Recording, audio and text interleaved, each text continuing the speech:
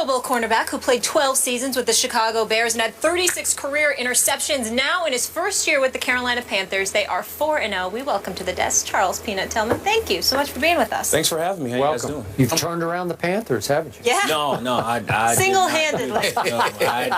And you're repping the colors right here with the little blue. Y'all put that on Now, don't say y'all. No. Don't say y'all. He speaks for himself. You two, I did not do that. We have turned it around. All right, Yes. we'll get into that in a minute, but first we need to react to last night. So we have to get your take. Cam Chancellor forced a Calvin Johnson fumble on the 1-yard line to pull off a Seahawks victory over the Lions last night. Here's the rule on the play. It's an illegal bat if any player bats or punches a loose ball that has touched the ground in any direction if it's in either end zone. So you can take a look at it. We have it up there on the screen. Charles, this was craziness. What is your reaction to this call? Well, I think the football guys must like the Seattle Seahawks. Right? Correct. They seem to be getting all the calls. I mean, he missed the call. It happens. But I think in that moment, you got to make that call because Detroit, they needed that call to help them win that game. So you were not okay with that referee, and I'm going to call his name, Greg Wilson, sort of looking the other way, keeping his flag in his pocket. Well, if I'm Seattle, yeah, I'm glad that he kept his whistle. I'm glad he swallowed his whistle. Now, if I'm Detroit, I want him to blow that whistle. I want you to throw that flag out. You know, it's subjective. It goes both ways. Was it blatant enough to throw the flag on knocking the ball out of bounds? In my opinion, yes, because based off where the back judge was, he had a clear line of sight. Beautiful shot of it. Yeah. And accidental as it was, you have to throw that. Y'all finished with this subject? I just want you to make sure you get all those questions out the way. Oh, you mean you're going to change the subject? Yes, I am. I am. Y'all, I just want to make sure y'all good. Y'all good with it? Well, now, wait a second. You're not going to go on the penalty, though? No, I'm not going to go on the penalty. So I want to make sure you got all those questions. I got to say one other thing. Go ahead. Because I'm going to throw this back out. Go ahead. I'm calling this the bat out of hell play because this is going to live for a while on the NFL and with the Detroit Lions and their fans. So this referee, in the spur of the moment, maybe he's starting to reach, and then he decides it's not blatant enough to warrant a game-deciding call at that moment. And I'm going to throw this out again because it works psychologically in the minds of some of these referees. Right. Is there any tougher place to play or referee than that outdoor stadium? You've played up there. I played there, yeah. In my opinion, every place is tough to play. Okay. Fan noise, the crowd, but they situation in the game, they the break moment, records. the time. Arrowhead breaks records. Right. Again, can it be a little intimidating for a referee? I'm sure it can be. To pull a flag that would change the game in front of that crowd at that moment on a Monday night stage. Stressful. I'm sure it's a little bit. How do you offset it? Does the coach step in? You know, like a coach like Jim Caldwell and his staff, if they're literally outspoken and demonstrative in opposing it, is that the hope? The hope is for them to get the call. And the thing I love about Cowboys is like we're not going to use excuses. We're not going to, you know, it's they missed the call. Hey, we should have played better. Right. He's not letting the game, or he didn't let that one play decide the game for him. He's like, we should have did more in the game, so it didn't have to come to that point. Gotcha. Go ahead. Can I change subject? Yes. Do I need to like get a Bible and like I feel like I'm finna go on trial right now? No. Yeah. I just want to ask. Seat's a little warm? I know where this is going. No, please, not for him. Not for him. I just want to ask you. How's it feel to be gone from Chicago? It feels good. I like my new team. Well, why are you smiling while you're asking? I just want to know. I just want to know. I like my teammates. What he's getting at is not how does it feel to be gone from Chicago. How does it feel to be gone from Jay Cutler? That's what he's getting. I like my teammates. Okay. Cam is great. Thomas is great. Luke is great. AJ, my team, my defense. Refresh my memory. Refresh my memory. When you left Chicago. Right. Obviously, you were born in Chicago, yes, okay? Sir. When you left Chicago, you specifically said, you know, I really want to compete for a championship. Right. That's right. So that's why you went to Chicago. What was wrong while you were in Chicago? We just didn't get it done. We didn't get it done. Offensively, we had some bad games. Defensively, we had some bad games. We didn't cut it on special teams. I mean, we weren't a good team. Let's cut to the chase. What is your view of Jay Cutler as a quarterback? Oh, God. I think Jay Cutler has all the potential and all the talent. Okay. Yeah, he does. You know what I'm saying? I think he has one of the greatest arms. You can quote me on does. this. I think he has. Oh, you're being quoted. Okay. You're being quoted. Go ahead. Go I ahead. think he has one of the greatest arms in the NFL. It's just how consistently can you play? And I think that might be a problem. Stop right there. Just being okay. Stop right there. I'm very curious when you use I'm the sorry. word potential. Isn't that something that's supposed to apply to a dude that's been in the league around 5 years or less, as opposed to a quarterback in his 10th year? I'm just curious. I don't know. I don't know these things. I'm just asking. I'm just curious. Yeah. I think he has all the tangibles a great quarterback is supposed to have. Intangibles? I'm sorry, intangibles. The pocket presence, the arm strength, game-winning drives. It's just up to him to do those things. It's just how you want to play. I'll switch it up. Okay. How is life with Cam Newton compared to what you've been dealing with? Life is good. I like Cam. I like his locker room presence, his game leadership. You know, his ability to take control of a game. Great team guy. Great locker room guy. Glad he's my quarterback. What does Cam do better than Cutler does? I want to know. I'm curious. I wasn't going to go there. Well, they're two different types of guys. Okay. Right? Different styles. Yep. You know, Cam, he's a mobile quarterback. He'll get out. He'll do the Superman leap. He'll dive in the end zone. Jay, you know, he's a pocket guy. He's not mobile. He can be a little mobile. He can be a little bit mobile, but I just think they're two types of. They're different. Their style of play is completely different. But don't you think that your team can feed off Cam more consistently than that team can feed off Jay? I think we feed off of Cam's energy. Yeah. He has this exuberance about him. This I don't know. This energy. He's it's charisma, his charm. You know, like I think we feed off that, and we actually, you know, offense, defense, we all feed off of that. You know, and I think it's a great thing, and you know, he's playing at a high level right now. Your diplomacy is applauded. It's marvelous. Thank you, sir. It's really special. Thank you, sir. It's really special to see. Thank you. But we get it. We get it. Let me get to this. Okay. I watched Carolina this year, and I didn't expect y'all to be 4-0. I love what I'm seeing Cam do, particularly since Kelvin Benjamin went down. How is it that y'all are 4-0 right now? Even if it's just Cam, what is the one thing that's going on with the Carolina Panthers that even you did not anticipate when you arrived there? Team.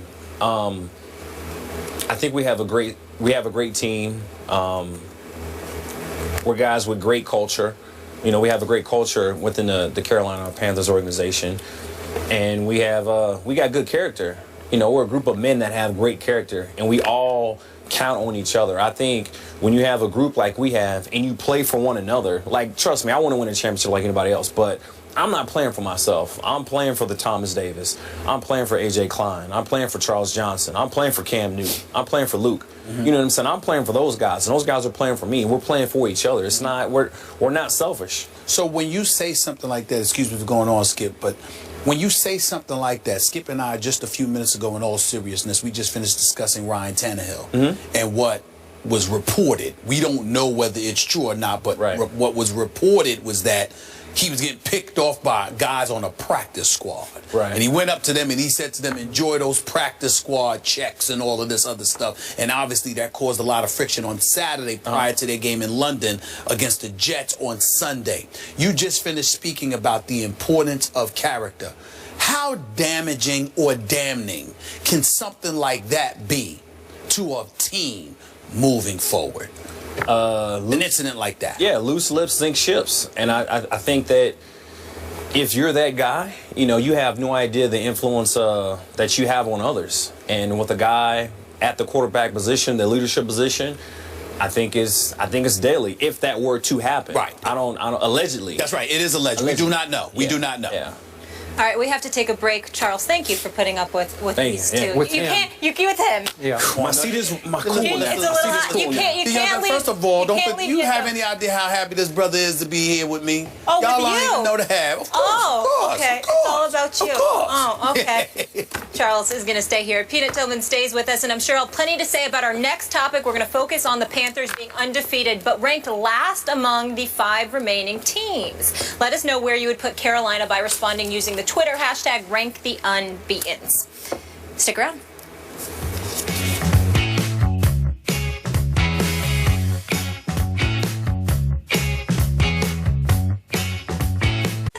Are off to their first 4-0 start since 2003 and tied for the lead in the NFC South with the undefeated Falcons. However, according to ESPN's Football Power Index, Carolina is ranked the lowest of the remaining unbeatens and 15th amongst all NFL teams. So the glass half full, Charles Tillman, is that your team is undefeated. Right. And we know the half-empty part, the worst, supposedly, of the undefeated. What's your reaction to that? I'll take it. We don't care. We'll just keep stacking these wins. That's how we look at it. We don't make the schedule. Y'all make it. We just play them. We keep winning. We ain't got nothing. You think it's true, though? That we're the worst out of... No, I think, in my opinion, whatever team I'm playing on, and if we're playing good, I'll be honest with you. Right now, we're playing some good football, and we still haven't hit on all cylinders. Okay. So but obviously we're a great team. You can only beat the teams on your schedule. Right. And you beat Jacksonville, and you beat Houston, you beat New Orleans, you beat Tampa. Right. Yeah. So they're all 1-3. All 4 of those teams are 1-3. You can't help that, but you can't make it any better either, right? Right. And we don't pick the schedule. Y'all pick it for us. We just play them. We keep winning. Well, hey, we gonna keep winning. Well, a legitimate question is, how good do you think this team is in the next 4 weeks? You've got Seattle coming up next, I believe. Yes. You know, you've got Green Bay 3 weeks after that. Philly and Indy might be a little bit desperate, so you never know how that could pan out. And of course, there's the Dallas Cowboys and the Atlanta Falcons on the schedule before all is said and done 2 times. So I'm just wondering, how good do y'all feel y'all really are? We feel that we're good. You know, the most dangerous thing that you can have is 53 guys believing one thing together. You know what I'm saying? And right now, we have 53 guys believing that we are the best team in the NFL. You know, to me, that's a dangerous thing. It is. And every time I look up, the cornerback on the other side of you is making a Peanut Tillman play. Is that fair? Because that guy's... it's fair to say Josh Norman is making Josh Norman plays. He's not living in my shadows. I give him the credit. You know, Coach Wilkes, our defensive DB coach, he's doing an amazing job of coaching Josh up. And Josh, he's taking coaching and he's making plays. How good is he? Is he big time? Is he a Pro Bowl corner? Is he... At the level he's going right now, yeah, I think he is. You know, like I said, we're only 4 games in the season. I'm not trying to jinx him or wish him any bad juju, but he's playing at a great level right now. He is. And playing opposite of him, I have a front row seat on the field, and I'm happy for him. I really am. Well, I really don't have any questions about Carolina's defense. You're the number 3 ranked defense in the NFL, and the defense is always legit. A couple of years ago, they were big time. They fell off a little bit last year. Back in the mix this year. My question is all about your offense, and I mean no disrespect, because obviously the brothers can play. Right. But Ted Ginn is your number 1 receiver, and Greg Olsen, who's been around quite a long time and deserves a lot of props, is your number 1 target. I just find myself looking at Carolina and wondering, on offense, do they have enough horses to get it done? Y'all obviously feel otherwise. Is that because of a collective belief, or is it because it's all about that bad boy named Cam Newton? No, it's just a collective belief that we have a next man up mentality. That's how we think. So with KB going out, he was a workload. He was a horse for us, right? Got a lot of balls, got a lot of passes thrown to him. Great player. Had a ACL tear. Yep. I think Cam was forced to use other targets, use other people on offense. Running backs, receivers, tight ends. I think he's dishing out the ball equally with everybody on offense. And I think that's one of the things that's helped change his game. And I'm loving what I see on offense.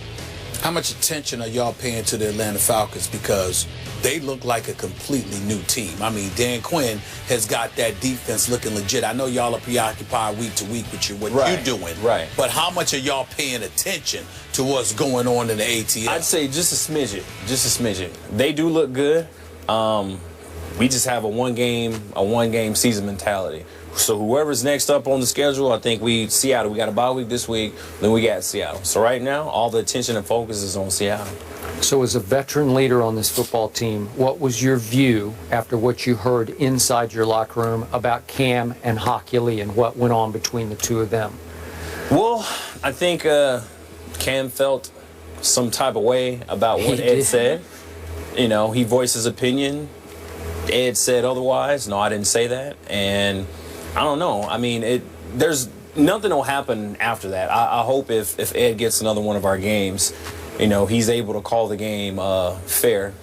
And if Cam does get a hit, I hope that he can he'll make that call legitimately. Did you get to talk to Cam at all directly about it? I did not, no. Okay. I did not. Well, the one thing I pay attention to, fellas, is this. First of all, Skip and myself, we believe Cam.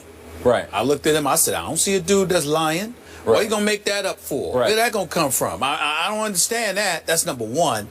But number two, Skip expressed a concern that because Hockey Lee has such a reputation, he's so revered in officiating circles, he may not even have to be at the game. Right. Because of who he is. Right. And the kind of reputation he has. And the insulated environment, that culture, you know, guys coming to his aid. That could end up working against Cam and the Carolina Panthers. Have y'all thought about that at all? Yeah, I thought about that. Hopefully it doesn't come to that because of his reputation and his celebrity, you know, his celebrity push-up status. Hopefully it doesn't come to that. You know, I hope thus far, at this point, whoever gets our games in the future, just call them fair, for us and the opposing team that we're playing. You know, hopefully we don't have to just, like, I hope we get a good ref this week and, you know, refs aren't coming to aid for Ed Hockey. I don't think it'll come to that, though. Cam called him out, and we think rightfully so. But I don't know if you can remember a star calling out a referee quite like this happened. No, if it did happen, I probably wasn't born. I don't remember. All right. Charles, thank you so much for joining us. Good It to see you, sounds bro. like you're in a good fit there. 4-0, not too shabby. And yeah. Your health. I'm good. How you feeling? 100. All right. 100%. I'm great. Good. All right. I'm feeling good. Just double checking. Last couple Appreciate of years it. has been a little rough for you. Yes, sir. It has. God is good. I'm good, though. Okay. Good. And we appreciate you joining us on a bye. This was fun, and good luck against Seattle. Thank you. Up there.